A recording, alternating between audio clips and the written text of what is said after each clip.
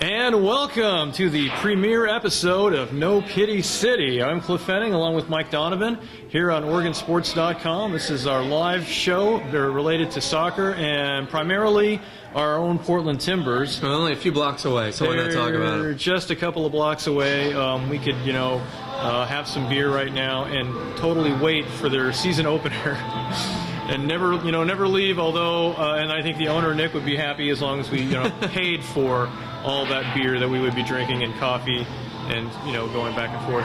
Anyway, so I'm the publisher of OregonSports.com. Mike's going to be our beat writer, up in the stands and paying very close attention to everything down on the field. Massive amounts of notes. Lots of notes. I'm going to be on the field collecting video and photos. A lot of video. I got just a tad bit of video in today's show to show off, and particularly when you end up on the Mac Club side and you're right next to the goalkeeper, I will be paying attention to you guys down there. First one to heckle Cliff on Monday actually wins. We don't know what, but something. That's not bad. That's not bad, because the heckling part actually is going to, again, No Pity City, we are looking for the heckling. So, we're probably, I'd like to invent a new word for it, too, besides heckling. Some kind of, pitiful commentary is what, that's actually what I'm going to call it when we get into it.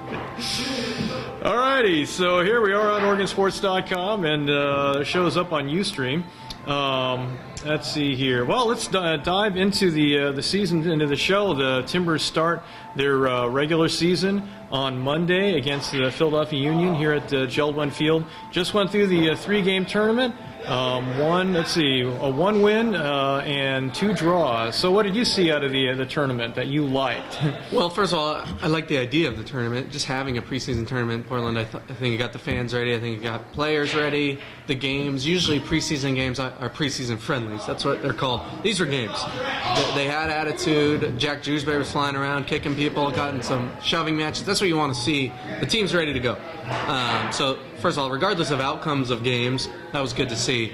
Obviously, not losing is always nice. And then giving up 2 goals, I mean, it happens. It's all right. One was with second-string keeper, and then the other was an own goal that was set up by a bad defensive play. So, positives. Chris Boyd played on Sunday, scored a goal 7 minutes in. That was very positive, obviously, to get him going. And all in all, it was a good event, good preseason. Wrapped up a pretty good preseason where the Timbers went undefeated for the second straight year. Got the fans. The Timbers Army really revved up. Not like they're not ever revved up, but got them that chance to get out and start getting motivated for the team on the field. So, and especially when Boyd got onto the field. Yeah, exactly. It was a big moment, and when he got introduced to the crowd pregame, by far the biggest round of applause for all 3 games. By far the biggest. It was stunning how loud it was up in the press box. So everyone was raring to go, seeing him on the field, and then and actually we got a little bit of some highlights here. Here is Chris Boyd in his season opener.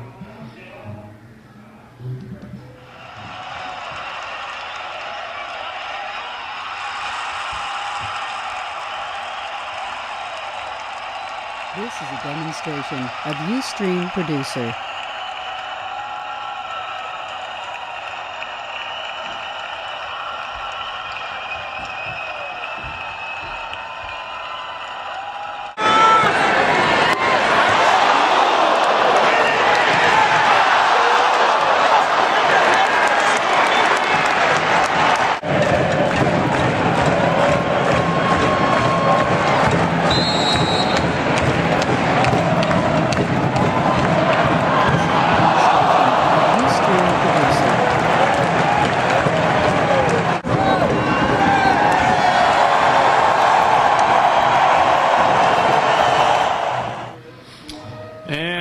Chris Boyd with his goal and a few other highlight plays. Well, and to me, the most important thing wasn't just Boyd scoring the goal.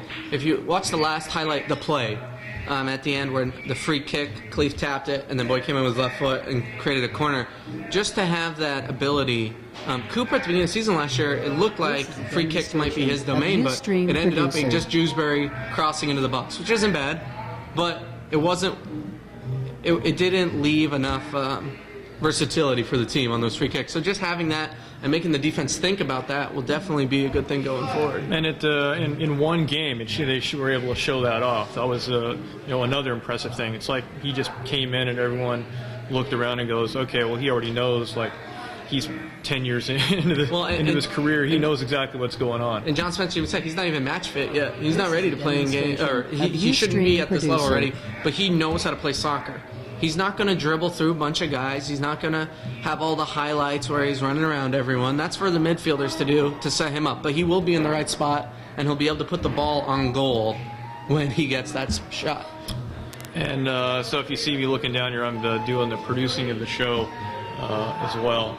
So, and again, if you're out there and you have access to Ustream, which you're obviously watching, but sign into the chat room and you can send us a comment or two.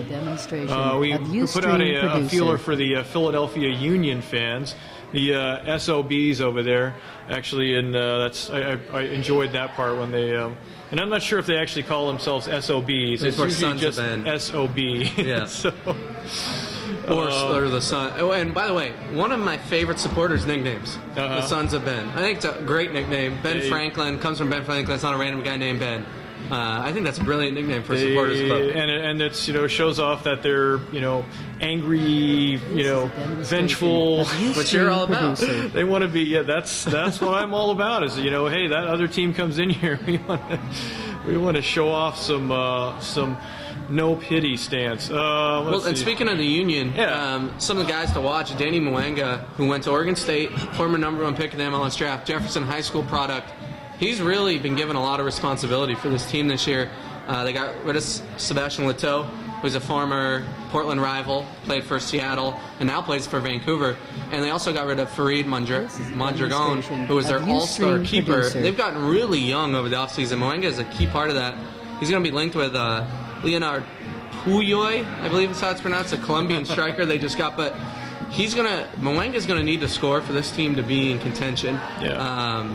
And it'll be interesting to see. Obviously, he's an Oregon guy, so we want him to do well. Just hopefully not March 12th against the Timbers. But the Union, if anything, have seemed to have taken a step back in the offseason. Last season, second year, just like the Timbers are this year, made the postseason.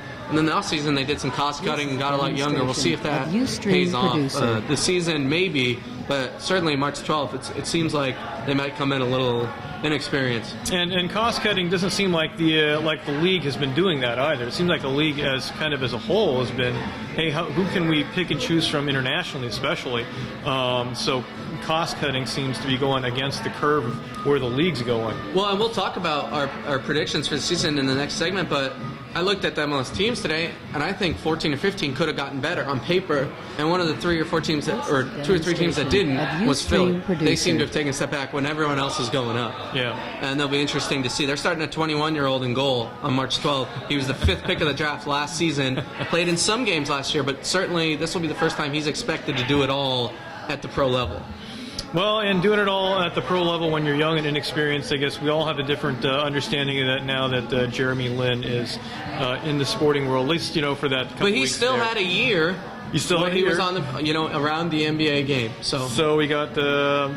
Alrighty, well, let's see. Just as far as Danny Mwanga, he's from my part of Portland too, and his little background. He led Jefferson like crazy, and then they didn't make the postseason because one of the players was ineligible, so they lost all their games technically.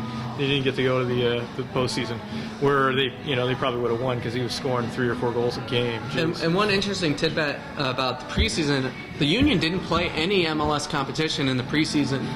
They played some lower level clubs. They played a college club, 2 college clubs. They played some Costa Rican teams in Costa Rica. But the first time they'll see an MLS team all year will be on Monday. I can't think of another sport where you play a full preseason and never play any teams from your league. I mean, it was just interesting. I don't necessarily know if it's bad or good. Yeah, I guess. Going to Costa Rica and playing Costa Rican teams on the road, that is big time challenge. I mean, you're going to get fans yelling at you, getting ready for an atmosphere like Portland, but to not play any teams, it kind of seemed interesting to me. We'll see if it matters on Monday. All right, we are 10 minutes, almost 11 minutes into our first segment. We're going to take a short break here and get set up for a little more talk about MLS, the upcoming season, and be right back with you. This is No Pity City. It's sponsored by the Bulldog Tavern and also the Vanport Batting Cages. Been All around sports. for 10 years. There you go. And they're right next to a bunch of they're right next to Rob Strasser Field down at Delta Park. All right, we'll take a break and come right back at you here on No Pity City.